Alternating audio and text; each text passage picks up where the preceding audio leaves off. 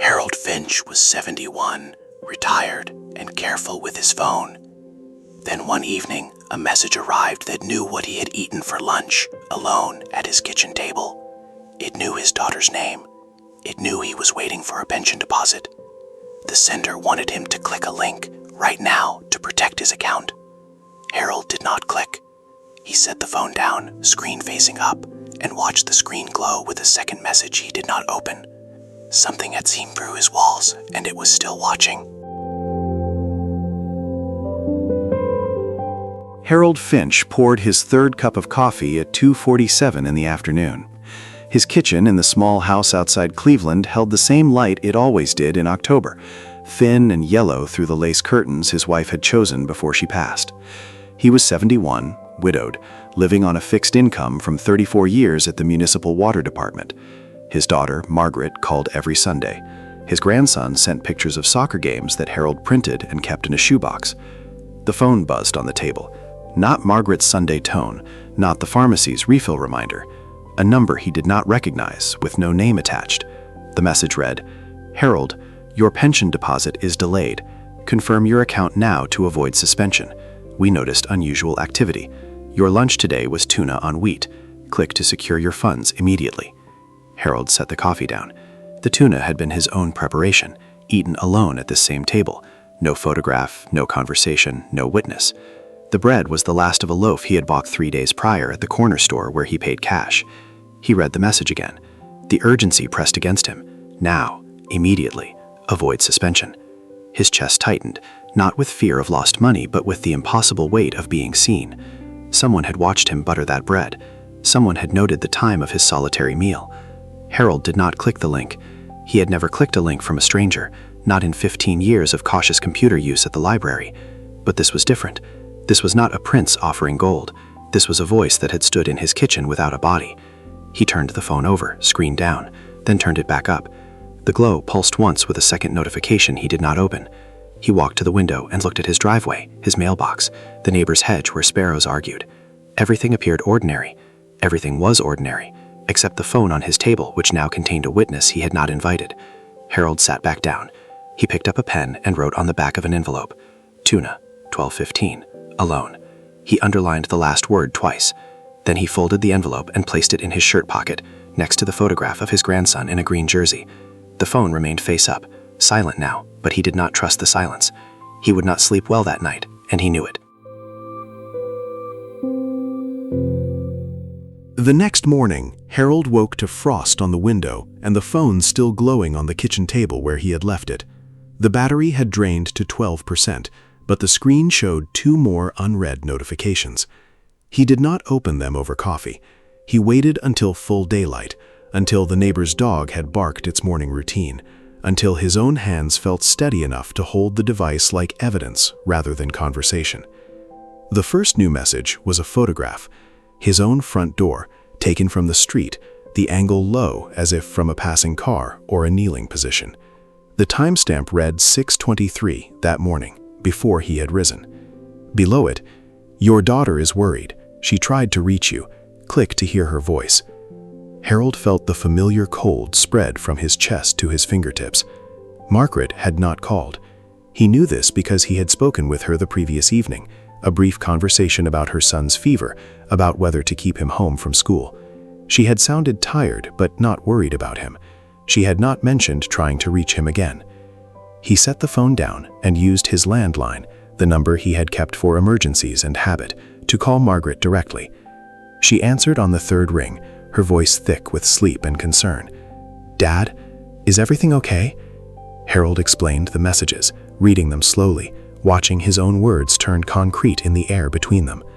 Margaret was silent for a long moment. Then, "I never sent anything.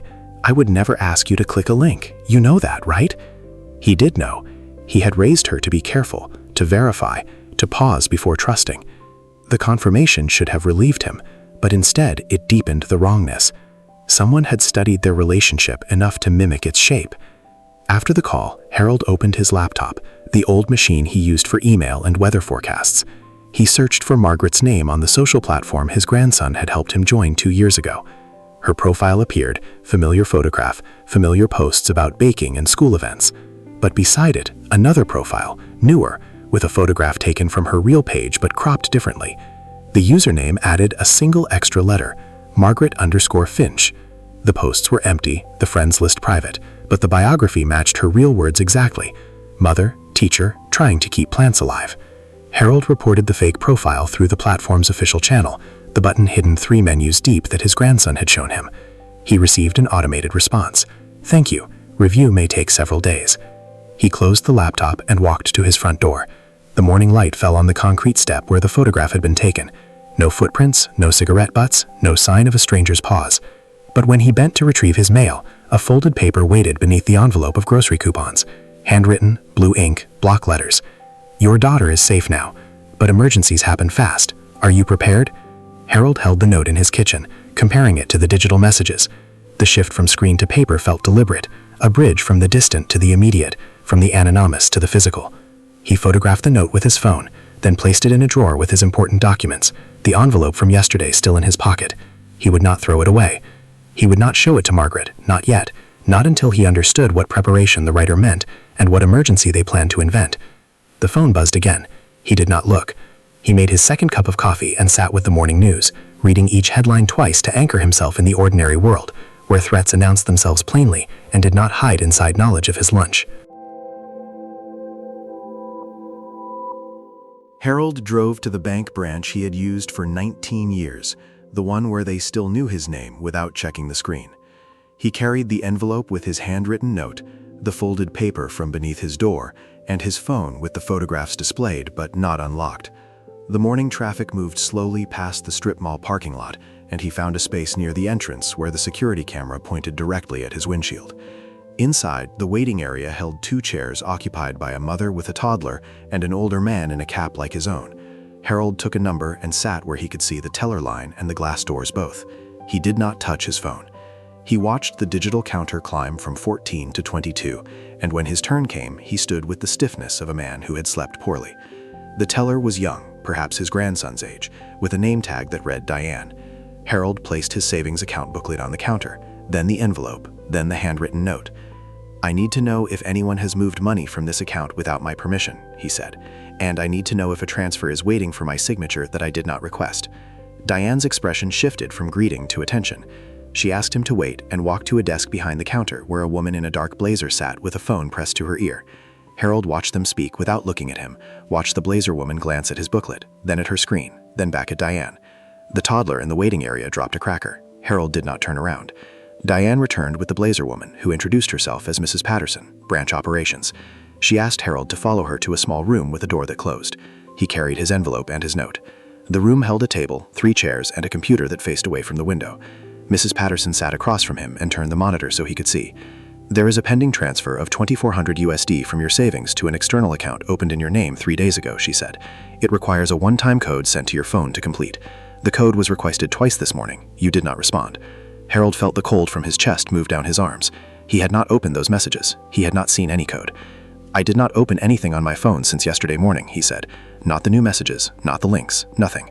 Mrs. Patterson nodded as if this confirmed something she already suspected. She printed 2 pages, the transfer request, the external account details, the timestamps of the code requests. Harold read each line slowly, his finger tracing the paper. The external account bore his name, but an address in a state he had never visited. The request originated from a device identifier he did not recognize. "The transfer will expire in 48 hours without the code," Mrs. Patterson said. "We are flagging your account for enhanced monitoring. You will need to visit in person for any future changes."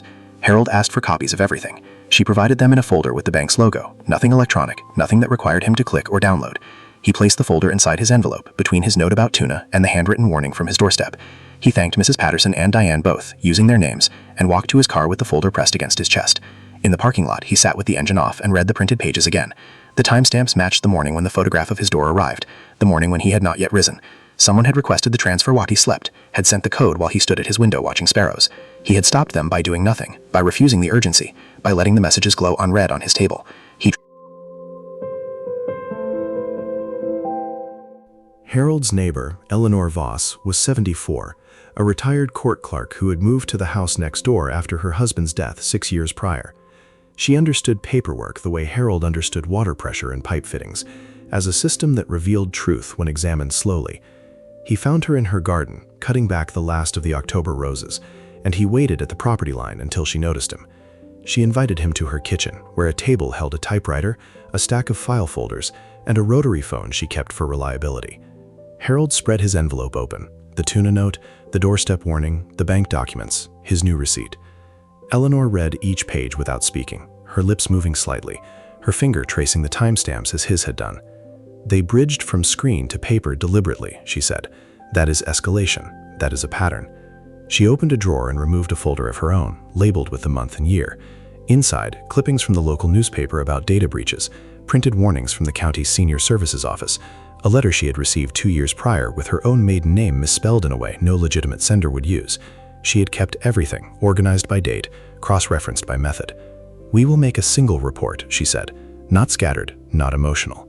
One document with a timeline that an investigator can follow without calling you back for details you forgot." Together they worked through the afternoon, Harold speaking, Eleanor typing on a sheet she inserted carefully each time the carriage bell rang.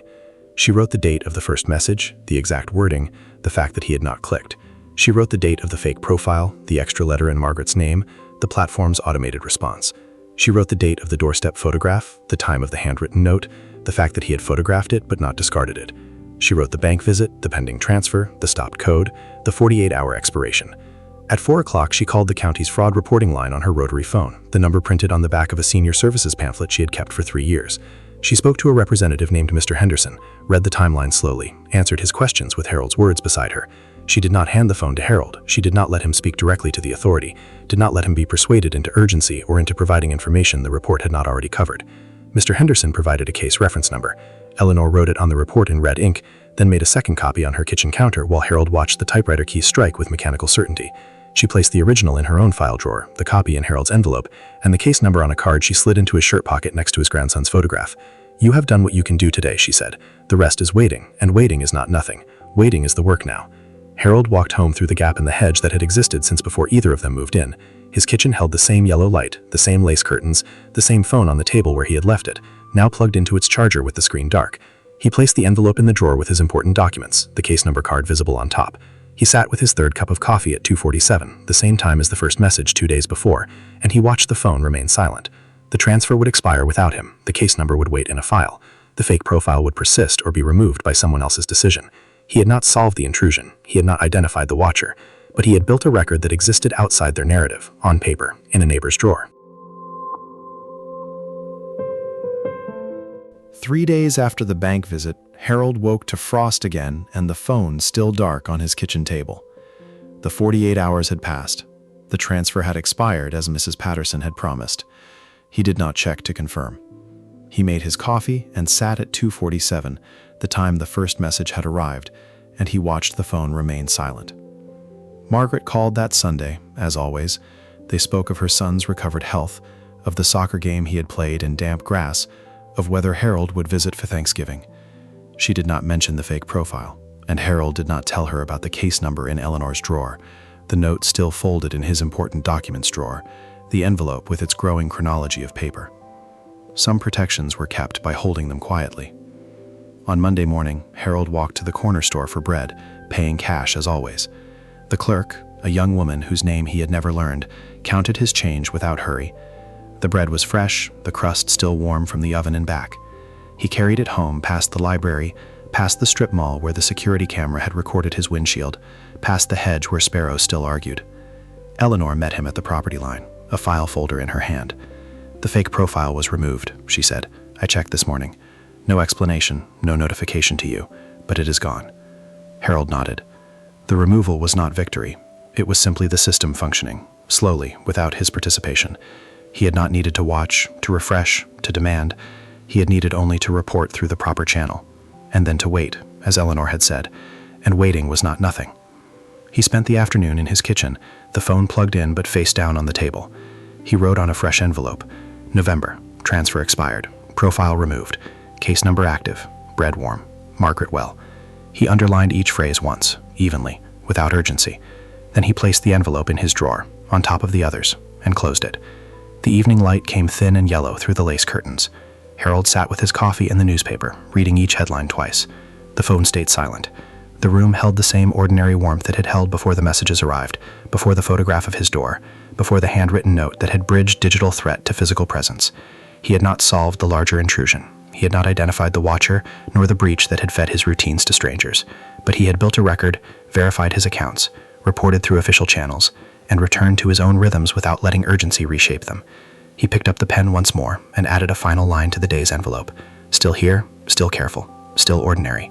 He placed the pen down, set the envelope in the drawer, and closed it with a sound that was only wood against wood, nothing more. The kitchen light held steady. The lace curtains did not move.